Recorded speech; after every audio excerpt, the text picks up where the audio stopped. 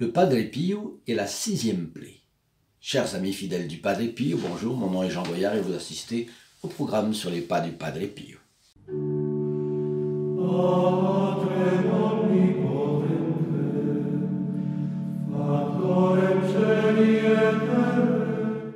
Nous nous retrouvons aujourd'hui sous la férule de notre bon Padre Pio et je commence par saluer les premiers visiteurs de ce programme en leur disant qu'il y a quelque chose spécialement pour eux ici dans la description de la vidéo, et qui est un petit bouton rectangulaire rouge, s'abonner.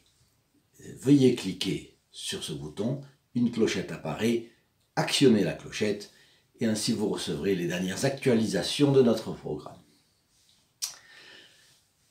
Pour tous, quelle joie de nous retrouver autour du Padre Pio. Eh bien, rappelez-vous que vous pouvez beaucoup nous aider en partageant cette vidéo, en nous faisant aller beaucoup plus loin. Donc, partagez sur vos réseaux sociaux, Facebook, Instagram, LinkedIn, Twitter, et ce que vous pouvez avoir. Partagez. La question, c'est de faire connaître le Padre Pio. Si on veut faire connaître le Padre Pio, alors on va prendre tous les moyens pour le faire. Et puis, n'hésitez pas à mettre votre like sur cette vidéo à la fin, si elle vous plaît. Et puis, si vous descendez dans cette description, ici, de ce côté-là, vous allez voir qu'il y a en bas un lien www.saintpadrepio.fr. Vous avez là notre site avec toutes les vidéos que nous avons déjà publiées. Vous avez la possibilité de laisser votre intention pour la prochaine messe, vendredi prochain, célébrée dans les intentions de nos amis du programme sur les pas du Padre Pio. Et puis vous avez enfin une possibilité de voir le groupe des protégés du Padre Pio, qui sont des personnes qui s'impliquent un petit peu plus dans la diffusion de cet apostolat. Donc nous avons aujourd'hui une chose assez intéressante qui a un rapport avec notre Seigneur Jésus-Christ directement. Vous savez que pendant son chemin de croix, notre Seigneur Jésus-Christ a souffert terriblement. La tradition a immortalisé ces 5 plaies, les 2 pieds, les 2 mains et le côté. Le côté qui a été la lance du Romain Longinus qui a percé le côté de notre Seigneur, le côté droit, en allant jusqu'au cœur. Et puis les autres, c'est bien sûr les clous, les traces des clous dans les mains et dans les pieds, et qui étaient extrêmement douloureuses, étant donné que les mains, comme vous le savez, et les pieds sont les extrémités nerveuses, c'est extrêmement douloureux.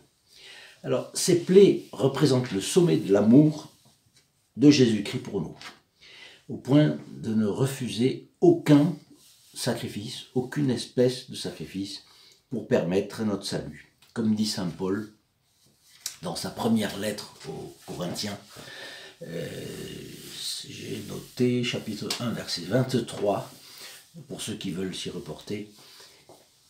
Saint Paul disait, nous prêchons le Christ crucifié. Nous prêchons le Christ crucifié. Mais on connaît beaucoup moins une 6e plaie de Jésus. Cette plaie était à l'épaule. C'est la plaie imprimée sur son corps par la lourde croix de bois brut et rustique. Et cette plaie, elle était beaucoup plus cachée aux yeux des hommes, mais la douleur était atroce, était lancinante.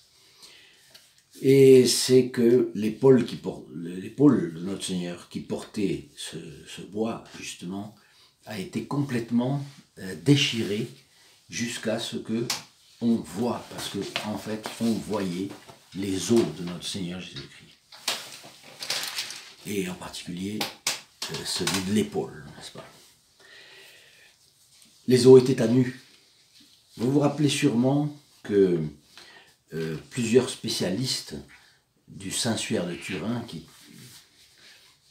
des livres et des livres sont publiés rien que pour l'étude du Saint-Suaire de Turin, ont conclu que, en conséquence de la flagellation et du portement de croix, notre Seigneur avait déjà tout pour mourir et que son corps avait tellement souffert, était tellement torturé que de toute façon il serait mort après cela. Et d'ailleurs,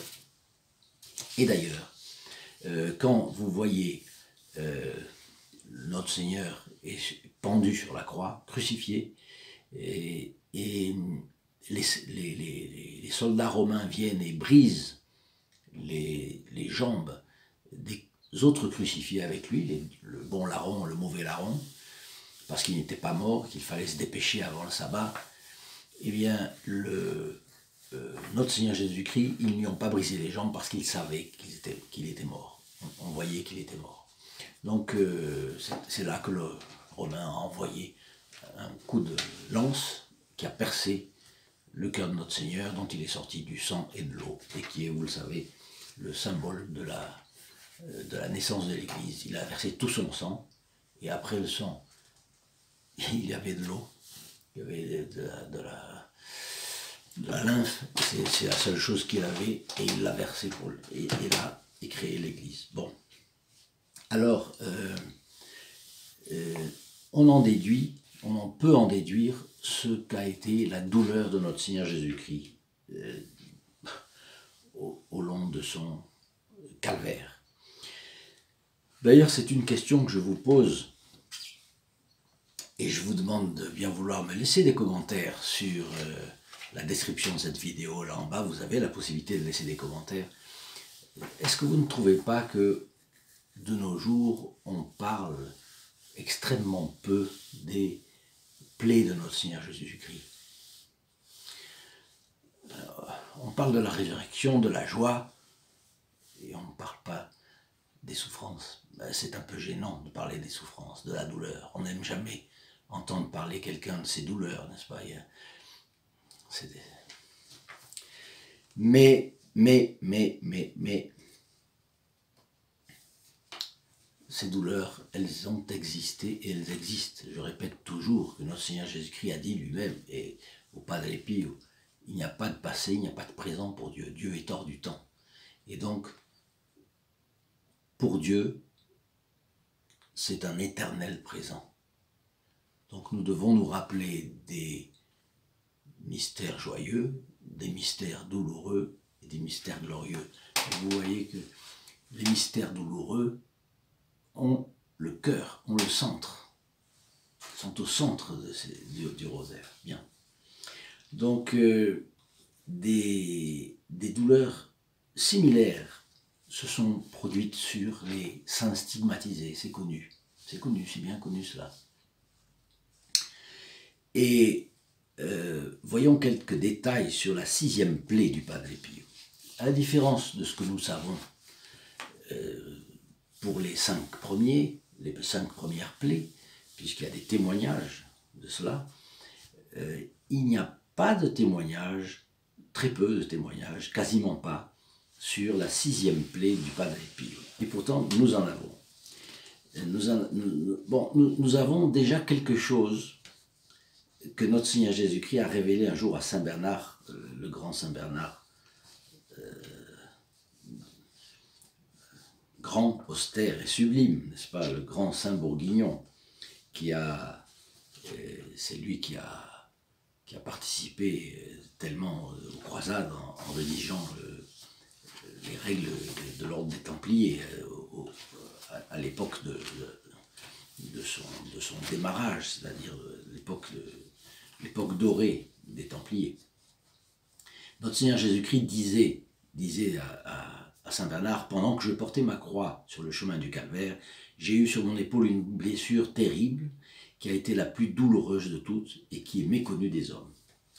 Alors le Padre Pio, j'y reviens qui cherchait à être discret absolument sur toutes ses souffrances, et surtout la visibilité de ses souffrances, de manière à éviter toute vanité, a très peu parlé d'elle. Nous n'avons que 2 témoignages. Le premier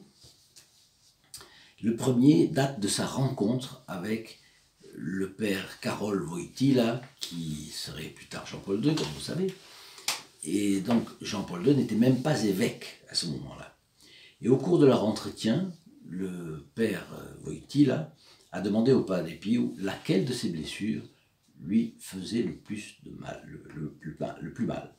Soit quoi le Padre Pio a répondu « c'est à l'épaule, celle, la plaie que personne ne connaît et qui n'a jamais été ni soignée ni traitée ».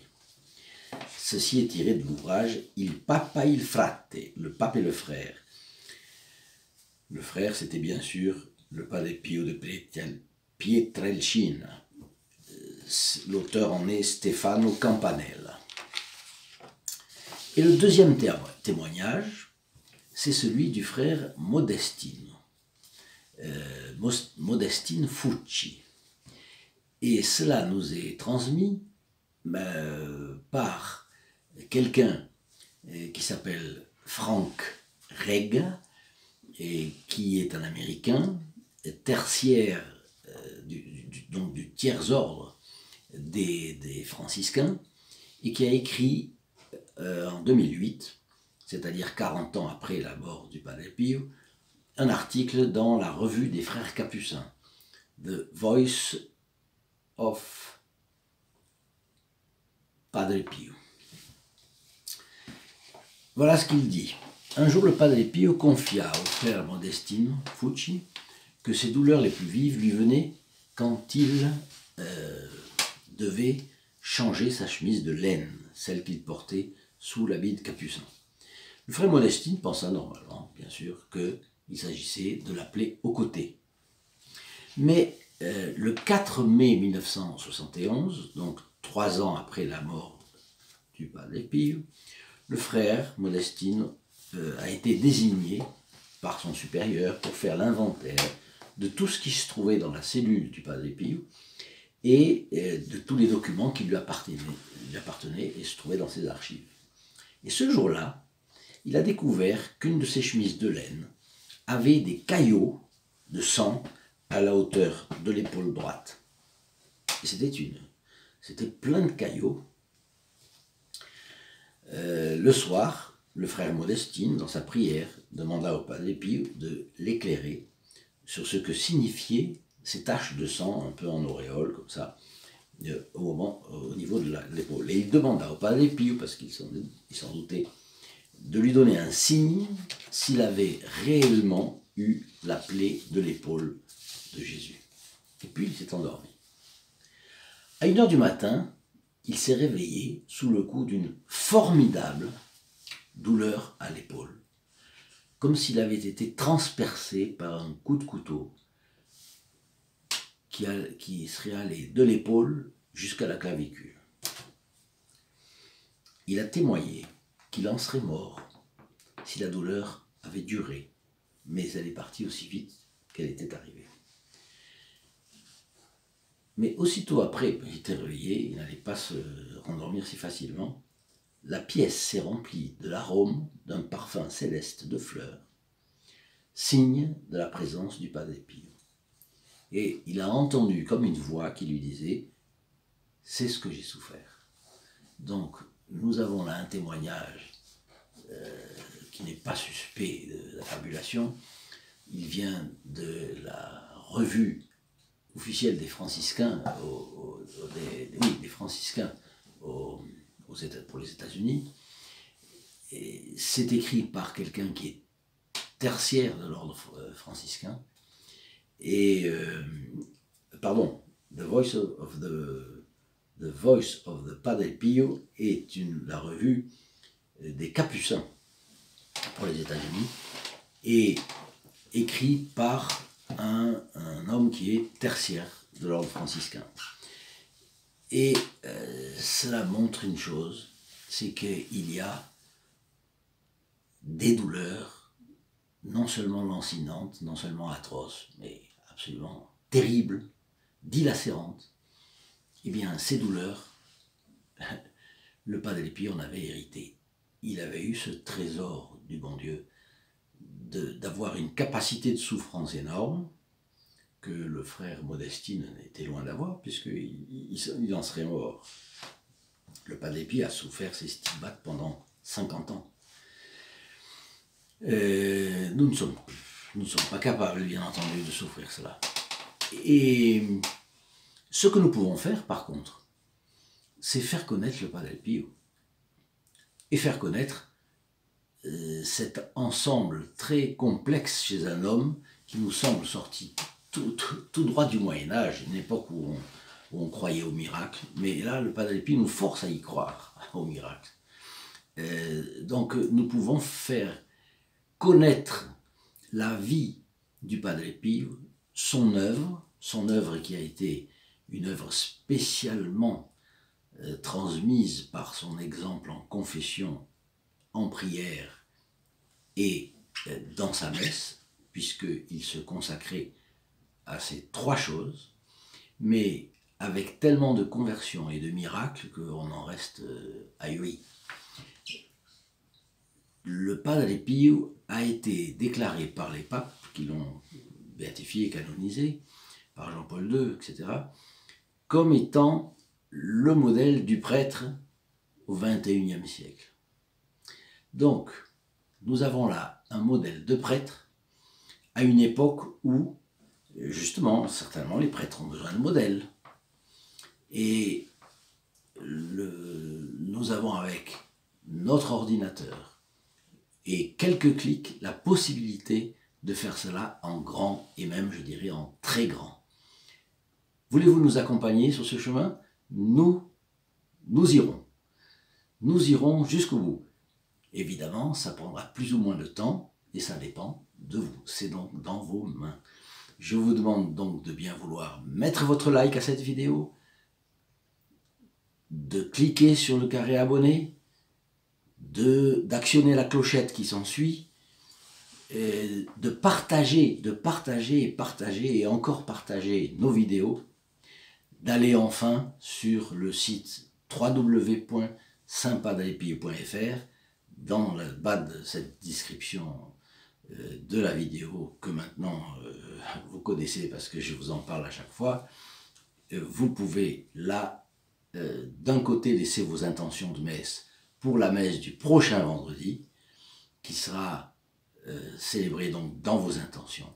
Et puis, vous pouvez regarder nos vidéos passées sur divers sujets, et toujours en liaison avec le Padre Pio, et enfin, voir si le groupe des protégés du Padre Pio peut vous intéresser et peut vous, enfin si vous pouvez donner un coup de pouce, je dirais même un petit pas de plus, un petit pas supplémentaire dans la direction de l'extension de notre apostolat.